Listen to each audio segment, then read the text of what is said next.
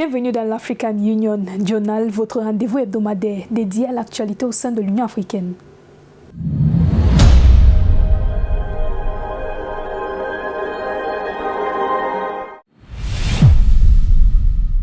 Les crises diverses qui se multiplient en Afrique ont conduit les chefs d'État et de gouvernement du continent à se retrouver à Malabo du 25 au 28 mai 2022 pour deux sommets extraordinaires consacrés aux besoins humanitaires, au terrorisme et au changement anticonstitutionnel de gouvernement.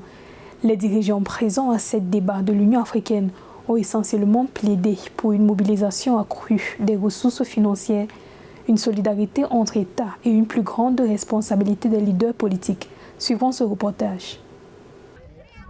En cette année 2022, près de 113 millions de personnes dans 15 États africains sont en situation d'assistance humanitaire. D'après l'exposé fait par le président de la Commission de l'Union africaine, Moussa Faki Mahamat, à Malabo le 27 mai, ces personnes dont le besoin sont reparties à travers les différentes régions du continent. Au cours du sommet extraordinaire de l'Union africaine de Malabo, le président en exercice de l'Union africaine, le chef de l'État sénégalais Macky Sall, a évoqué une situation plus inquiétante, rappelant les chiffres de l'Organisation des Nations Unies pour l'alimentation et l'agriculture. En 2021, la FAO identifiait 282 millions de personnes en situation de sous-alimentation en Afrique. Pour trouver les ressources face aux situations d'urgence, l'Union africaine a mis en place depuis 2012 le groupe de la mutuelle africaine African Risk Capacity et plus récemment, elle a proposé la création d'une agence humanitaire africaine.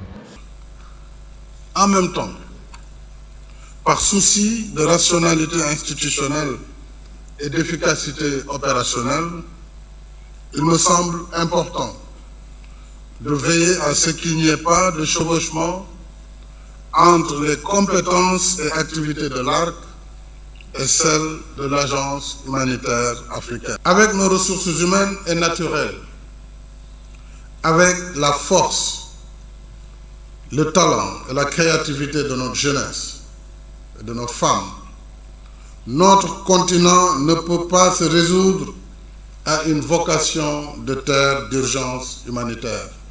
Le président équato-guinéen Obiang Bazogo, président hôte du sommet extraordinaire de l'Union africaine, a appelé à la détermination, à la volonté politique des dirigeants africains pour la résolution des problèmes de leurs États et à une solidarité agissante face aux différentes crises. L'Afrique, avec tous les moyens et toutes les ressources dont elle dispose, ne peut se sentir incapable de faire face à ces situations qui affectent nos populations. Pour cette raison, ce sommet nous invite à l'unité et à la solidarité de tous, sans écarter aucune aide offerte par les organisations humanitaires internationales et par les États qui souhaitent coopérer honnêtement avec l'Afrique. Chaque État membre de l'Union africaine doit potentiellement participer, verser ses contributions pour le salut des peuples africains plongés dans les problèmes humanitaires. Les défis humanitaires qui s'ajoutent aux actes de terrorisme, à la piraterie maritime, aux guerres et à l'instabilité liée au coup d'État entravent le progrès des pays, comme l'ont mis en exergue les dirigeants réunis au Centre international de conférence de Sipopo. L'Afrique est sans doute le dernier continent au monde à vivre une telle intensité le terrorisme et où existent encore des changements anticonstitutionnels. Il est incontestable que ces deux phénomènes inversent nos priorités de développement et entravent notre marche vers le progrès. Nous ne devons plus accepter cela. Il nous faut relever ces défis, ce double défi, par des mesures audacieuses et courageuses, tant à l'intérieur des États qu'au niveau régional et continental, afin que cessent de prospérer sur le continent ces atteintes intolérables à notre sécurité et à notre stabilité. Cessons de regarder ailleurs lorsque les pratiques politiques de nos États heurtent les règles et les principes sur la gouvernance vertueuse que nous avons unanimement et souverainement adoptés. Lors de la session extraordinaire de la conférence de l'Union africaine consacrée au terrorisme et au changement anticonstitutionnel du gouvernement, les dirigeants africains ont également condamné l'ingérence dans les affaires intérieures du continent et le soutien accordé par divers acteurs aux groupes terroristes. Au sujet des changements anticonstitutionnels de gouvernement qui prennent de l'ampleur en Afrique, plusieurs chefs d'État se sont exprimés au cours du sommet extraordinaire de l'Union africaine tenu à Malabo en Guinée équatoriale. Il recommande surtout la bonne gouvernance pour la prévention de ce phénomène qui aggrave la situation humanitaire du continent. Les changements inconstitutionnels de gouvernement en Afrique restent au centre des préoccupations, un phénomène inquiétant qui aggrave la situation sociopolitique sur le continent et émousse les efforts des gouvernements visant la paix et la stabilité au profit des populations. Lors du sommet extraordinaire de l'Union africaine sur la situation humanitaire en Afrique, qui s'est déroulé du 25 au 28 mai 2022 en Guinée équatoriale, les chefs d'État ont donné des recommandations pour prévenir les changements inconstitutionnels de gouvernement sur le continent. Il faut continuer à travailler pour améliorer les conditions de vie des citoyens, du peuple, parce que c'est là où il faut combattre. Donc je crois que notre combat, c'est contre la pauvreté, contre la misère, pour essayer d'améliorer les conditions de vie des gens. Pour le président des îles Comores, Azali Assoumani, les changements inconstitutionnels de gouvernement sont en grande partie à l'origine de l'augmentation des actes terroristes sur le continent ces derniers mois. Il estime qu'il faudra tout d'abord s'attaquer au problème des jeunes, renforcer les capacités des forces militaires et mener un dialogue pour contrer efficacement ce fléau. Si les changements constitutionnels manipulent le terrorisme, par exemple au Sahel, la solution c'est que comment d'abord vaincre la précarité. Ça, c'est le plus important. S'accorder, il faut discuter, il va falloir qu'on prépare nos armées et que nos armées soient formées pour. Pour sa part, le chef de l'État du Cap-Vert prône la coopération. Selon lui, la bonne gouvernance jouera un rôle clé dans la lutte contre les changements inconstitutionnels de gouvernement en Afrique. Le dirigeant cap-verdien propose également le renforcement des institutions publiques à travers le continent. Il faut surtout travailler en commun. Et nous devons travailler avec un leadership visionnaire, avec une perspective de long terme pour que tous les Africains puissent améliorer les conditions de vie, mais surtout créer des conditions nécessaires pour combattre toutes les formes de violence en Afrique. Notons qu'au cours du sommet extraordinaire de l'Union africaine à Malabo, les gouvernements africains ont indiqué qu'ils restent déterminés à éradiquer toutes pratiques qui sont une menace pour la paix et la démocratie sur le continent. L'Afrique subsaharienne compte 48% des décès dus au terrorisme dans le monde, selon l'indice mondial du terrorisme 2022. Un constat qui oblige à une réponse efficace face à ce fléau. L'Union africaine envisage de réactiver des mécanismes de sécurité qui tardent à être opérationnels, notamment la force africaine en attente, qui pourrait disposer d'un effectif militaire de 2 700 000 soldats. Ce mécanisme, inscrit dans la Constitution africaine en 2002, attend toujours son lancement. Nathalie Mou. L'Afrique continue de faire face à des défis structurels pour s'attaquer de manière adéquate aux causes profondes du terrorisme, de l'extrémisme violent et des changements anticonstitutionnels de gouvernement. Il devient impératif, selon l'Union africaine, de renforcer l'action collective pour relever les défis posés par ces fléaux. Nous nous sommes assurés que les consultations nécessaires auront lieu pour promouvoir la sécurité collective au Sahel et dans d'autres parties de notre continent face à la menace. L'Afrique subsaharienne a représenté 48% des décès dus au terrorisme dans le monde, selon l'indice mondial du terrorisme 2022, devenant ainsi l'épicentre du phénomène. Une persistance de la violence terroriste qui trouve son essence dans l'atonie des mécanismes sécuritaires continentaux et régionaux. Il s'agit notamment de l'architecture africaine de paix et de sécurité et de la force africaine en attente, bras armé de l'organisation panafricaine créée en 2002. It's taken time. We've done the assessment. All our major. Nous espérons la conclusion cette année du mémorandum d'entente entre l'Union africaine et les mécanismes régionaux et les communautés économiques régionales. Nous croyons que l'opérationnalisation effective de la force africaine en attente se concrétisera. Of the standby force will become a reality, God willing. La question du financement de la sécurité est au cœur de l'inefficacité des mécanismes africains de lutte contre le terrorisme. Seulement 10% des budgets des États africains sont généralement alloués à ce secteur. Concentrés sur les moyens de défense, ces budgets délaissent d'autres aspects importants de la lutte antiterrorisme, l'accès aux services sociaux de base notamment. Une démarche capable de réduire les recrutements des groupes terroristes au sein des populations. S'ils sentent qu'ils font partie de la société, si le contrat social entre le gouvernement et les citoyens est effectivement respecté, il n'y aura aucune raison pour que les gens rejoignent ces groupes. Le président de la Commission de l'Union africaine, Moussa Faki Mahamat, appelle à une plus grande volonté politique dans l'éradication du terrorisme et ses conséquences en Afrique. Les armées africaines comptent environ 2 700 000 hommes. Mobiliser 1 à 2% de ces effectifs pourrait réduire la dépendance de l'Afrique aux forces militaires étrangères. Identifier des solutions durables pour relever les défis humanitaires actuels, en particulier le financement. Tel était l'objectif du sommet humanitaire extraordinaire et la conférence des donateurs organisée les 27 et 28 mai 2022 à Malabo, en Guinée équatoriale, par l'Union africaine. Une occasion pour les chefs d'État et de gouvernement d'appeler à un soutien accru pour la mobilisation des ressources de l'African Risk Capacity Group, à la création d'une agence humanitaire africaine et à la mise en place d'un fonds spécial d'urgence. Ceci pour une meilleure gestion et prévention des catastrophes. Paul Marcel.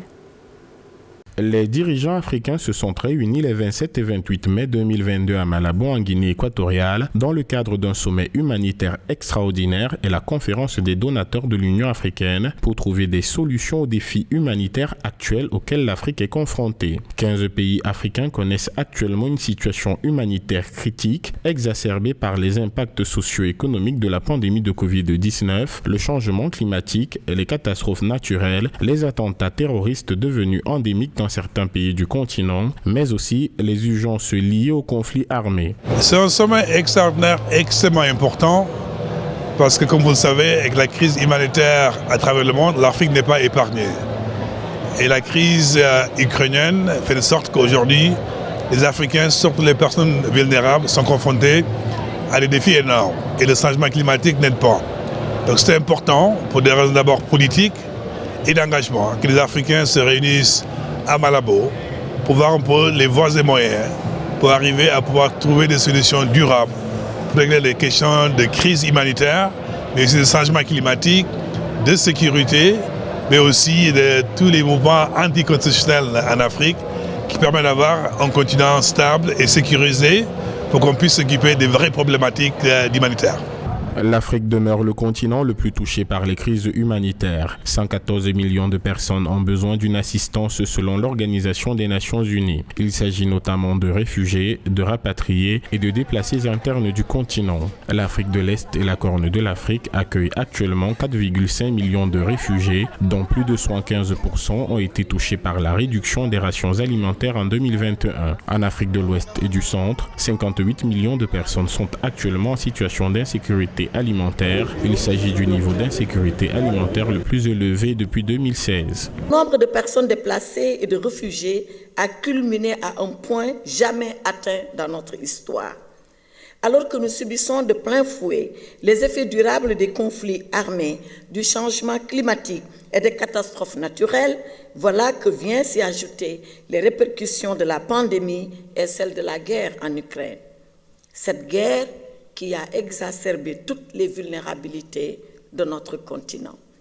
Il est à cet égard urgent, très urgent, de mobiliser les États du continent et la communauté des bailleurs pour un sursaut humanitaire exceptionnel afin que l'Afrique puisse faire face à cette succession, j'allais dire, à cette concomitance de crises.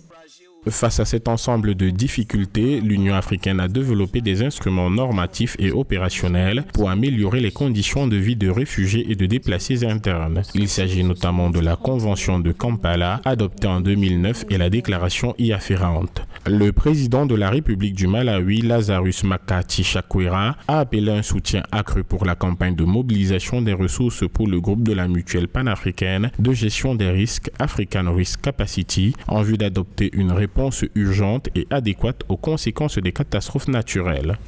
We therefore owe it to our citizens to develop programs. Nous voulons donner la priorité à la mise en œuvre d'interventions de réduction des risques de catastrophes. Cela réduira l'impact dévastateur des catastrophes naturelles. Je souhaite saisir cette occasion pour encourager les États membres de l'Union africaine à utiliser les instruments offerts par notre propre institution, notamment le programme de capacité de gestion des risques en Afrique et à prévenir certains risques récurrents.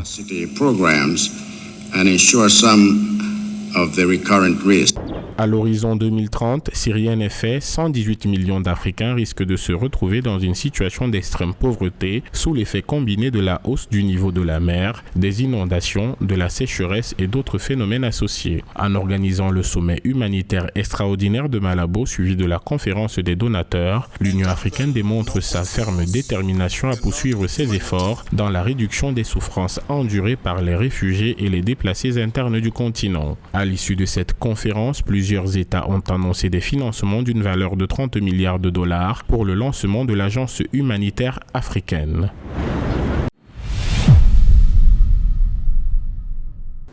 Alors que les prix de certaines denrées alimentaires ne cessent d'augmenter sur le marché en raison du conflit qui oppose la Russie à l'Ukraine, les autorités africaines explorent des pistes pouvant permettre au continent de produire la totalité de ce qu'il consomme. Selon les statistiques du Centre du commerce international, les pays africains ont importé des produits agricoles d'une valeur de 4 milliards de dollars en provenance de la Russie en 2020. Ramener la production de ces aliments au niveau du continent devrait permettre aux pays africains de mieux lutter contre une éventuelle crise alimentaire. Marie-Raphaël Antolo. Résoudre le problème du déficit alimentaire observé sur le continent africain est le nouvel objectif que se sont fixés les pays africains membres de l'Union africaine. Un déficit aggravé selon des observateurs par la guerre en Ukraine. Les pays africains n'étant pas tous logés à la même enseigne sont très dépendants des importations de denrées alimentaires issues des deux pays en guerre. Et une détérioration du conflit russo-ukrainien pourrait, de l'avis de certains experts, rendre la situation intenable pour plusieurs pays du continent. Les citoyens n'ont plus d'accès à la nourriture, ceci entraîne la malnutrition. Nous avons des difficultés comme celle de la sécheresse. Nous devons produire des semences qui résistent à la sécheresse. Et à cet effet, des recherches, des innovations et nouvelles technologies doivent être considérées comme l'une de nos priorités. D'après une récente étude du Policy Center for the New South, un think tank basé au Maroc, 16 pays africains regroupent près de 40% de la population du continent, dépendant à hauteur de près de 56% du blé russe et ukrainien. Les plus forts taux de dépendance ont été enregistrés en Érythrée à 100%, en Somalie à 90%, aux Seychelles à 90%, en République démocratique du Congo à 85% et en Égypte à 80%. Nous sommes dans une position dans laquelle nous attirons l'attention des uns et des autres sur les effets du changement climatique sur nos populations. Nous avons à cet effet adressé des plaidoyers afin que des fonds puissent être mis à notre disposition pour nous permettre de sauver des vies. Outre le conflit russo-ukrainien, les autres facteurs à l'origine du déficit alimentaire en Afrique sont les changements climatiques et les conflits observés dans certaines régions du continent qui empêchent les agriculteurs d'œuvrer normalement. Nous avons des initiatives telles que l'initiative d'adaptation agricole et l'adaptation agricole africaine, mais qui ne peuvent être implémentées en raison du manque de financement. Rappelons que la Russie et l'Ukraine jouent tous deux un rôle central dans l'approvisionnement du monde en céréales et huiles de base, fournissant ensemble plus d'un tiers du blé et de l'orge, 52% du maïs et plus de 50% d'huile et des graines de tournesol. Depuis 2019, le président Obiangema Mbasogo de la Guinée équatoriale est au cœur des challenges humanitaires sur le continent à travers son rôle de champion à l'Union africaine. Au cours des derniers travaux de l'organisation panafricaine à Malabo, le président équato-guinéen a porté auprès de ses pairs le plaidoyer pour une Afrique plus solidaire face aux crises qui fragilisent le continent. Plus de détails sur son engagement dans ce portrait. Le président équato-guinéen Teodoro Obiangema est le visage des causes humanitaires au sein de l'Union africaine depuis que ses pairs l'ont désigné en 2019 champion du thème consacré aux réfugiés, aux rapatriés, aux personnes déplacées et à la recherche des solutions durables aux déplacements forcés en Afrique. Aujourd'hui, alors que 113 millions de personnes sont en attente d'assistance urgente sur le continent, il plaide pour plus de solidarité entre les nations. Depuis son histoire, l'Afrique a subi de grands maux qu'elle dépasse de loin. La Guinée équatoriale estime que l'Afrique doit entreprendre la lutte pour son émancipation, dans la solidarité pour marcher dans l'unité et la solidarité pour tous, et la solidarité de tous pour recouvrer l'intégrité des nations.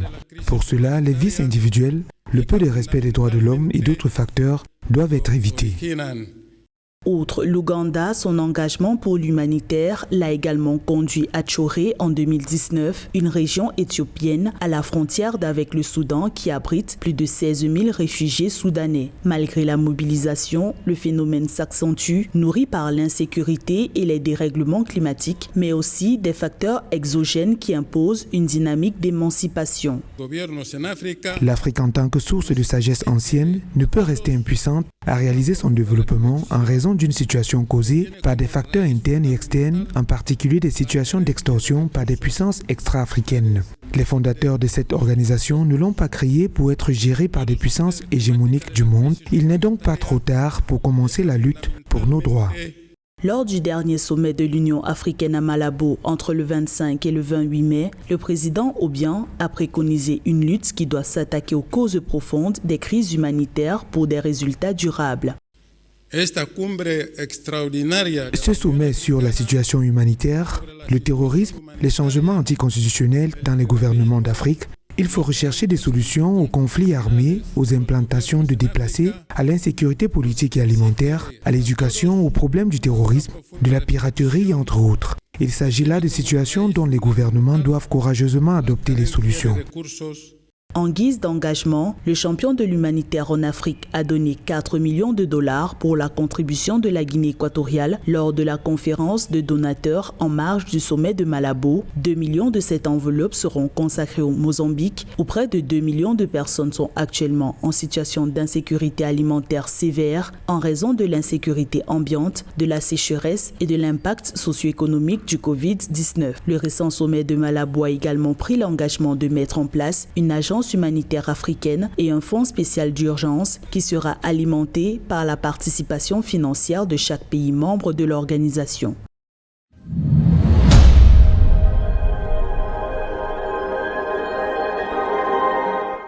Merci d'avoir suivi ce journal. L'actualité continue sur Africa 24.